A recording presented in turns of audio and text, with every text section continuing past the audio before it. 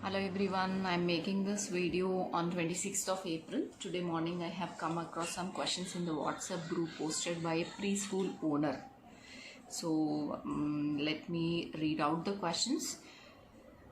Also, for all the schools who are doing online teaching, I have few questions. This is how he started questions in the WhatsApp group. Is it really required? Is completion of syllabus, he meant online teaching classes, really required? Is completion of syllabus a priority in current situation? If to my knowledge and my opinion, definitely taking online classes, whether they are pre-primary children, primary children or secondary children, even during the summer vacation is very important. Understanding this child psychology and the comfort of the parent, definitely we have to, whether academically or scholastically, we have to engage the children during this lockdown period. If you ask me how can we engage pre-primary children, because pre-primary children are very young learners where they don't sit in front of the camera, they cannot understand the internet connectivity issues, and there will be a lot of connectivity issues between the teacher or a facilitator and the learner or a student. So here what we suggest is, you can instead of taking a regular, the second part of the question is completion of syllabus a priority in current situation? No, syllabus completion is not at all a criteria for online classes. My suggestion is to have online classes for the skill and competency development of the children, rather focusing on the syllabus completion.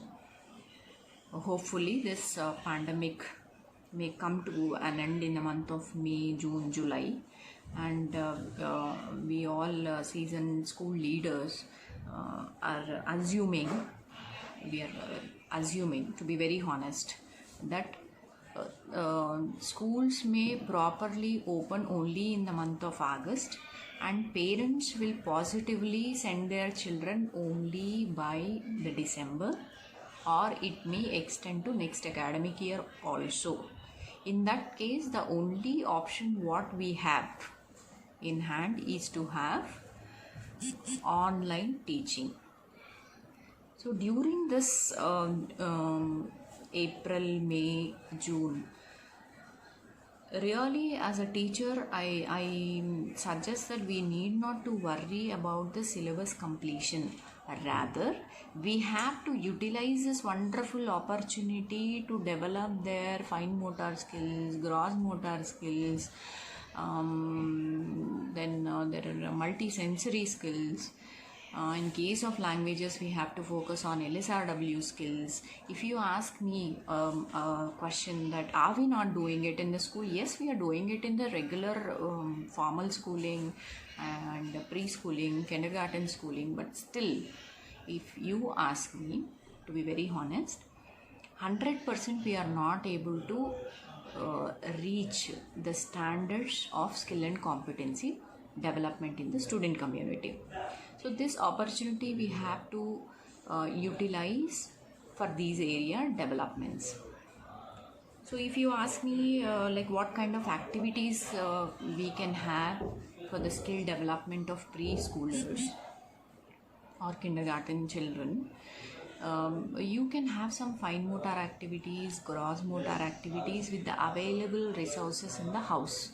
For this, you will need to train the parent, instruct the parent as well as the child.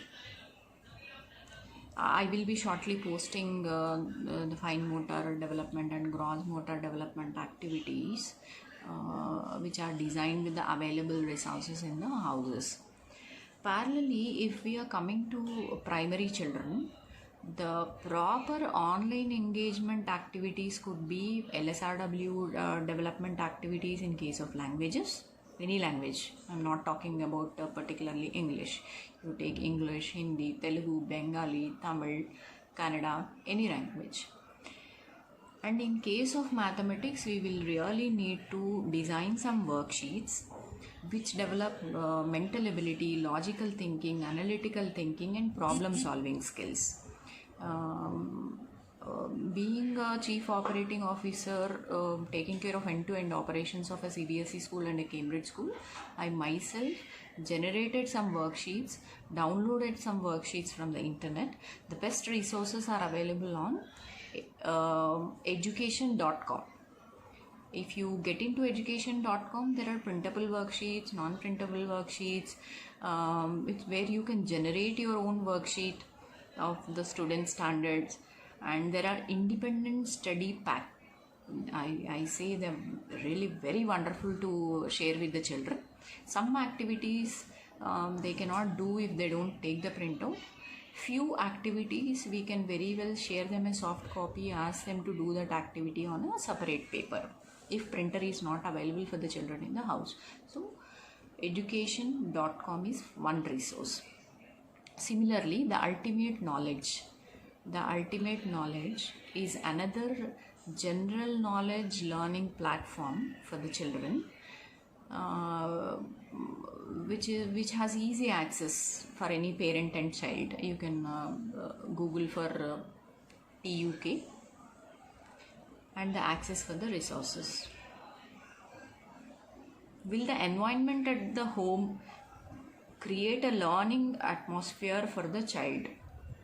This is the biggest challenge for any teacher to handle the classes, whether they are taking classes related to ACADS or they are taking classes related to activities.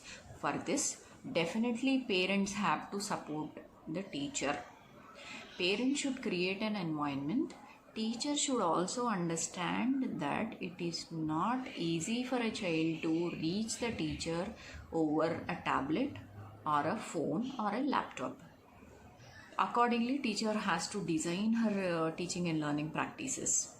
So here, parent has to take up the major role and responsibility of facilitating the resources to the teacher and learner. Okay, question number 4. Do the parents have the required infrastructure for these learn at home sessions? My answer for this question is every parent will definitely not have a laptop or a big e-learning platform for the children in their house, but for sure every parent will have an Android phone, and all the e-learning platforms we are using to teach will support the Android phones. Since this is a smart generation, I don't think parents will not have at least a smartphone in the hand. And question number 5. Will these learn from home sessions create a new necessity for children to own electronic devices post lockdown? आप post lockdown का छोड़ दीजिए. And this is a generation where not less than 25 to 30% of the children, I'm talking about preschoolers only, they own either an iPad or a smartphone or a laptop for their learning. Many of the international schools and few of the preschools, they have made it mandatory to have a tab lab in their schools or tablets for their homework and home learning. And of course, after lockdown, the usage of smartphones and any other electronic devices will go higher with the pre-primary children. Post-lockdown, will children get habituated to online video conferencing, and will it be used for networking? Of course. Pre-lockdown, the teacher was the only resource person to teach for the pre-primary children. Now this lockdown has opened the gates for both the parents and children to understand the available resources across the globe. So you and me being a teacher will not be the only resource person for the children to teach. Post lockdown, they will have good number of resources, good number of channels, and good number of strategies to develop the resources. Hope I could positively reach all the questions asked for.